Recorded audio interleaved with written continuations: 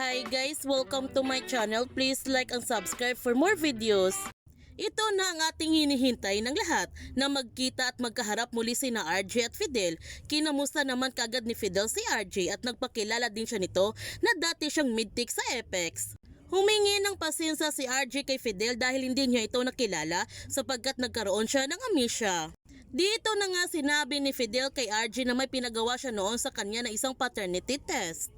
Ngunit hindi pa sinabi ni Fidel kay RJ ang katotohanan na hindi magkapatid sina Annalyn at Zoe na hindi niya ito tunay na anak. Hahanap siya ng tamang panahon para sabihin kay RJ ang katotohanan. Samantala, magpa-grandparent test naman si Mang Pepe para malaman niya kung tunay na apo ba talaga niya si Zoe. Ito na kayang katapusan sa pagpapanggap ni Zoe bilang anak ni RJ? Yan ang ating abangan sa abot kamay na pangarap. Kung bago ka pa channel ko, don't forget to like, subscribe, and click notification bell para palagi kang updated sa mga videos upload ko. Thank you for watching and God bless to everyone.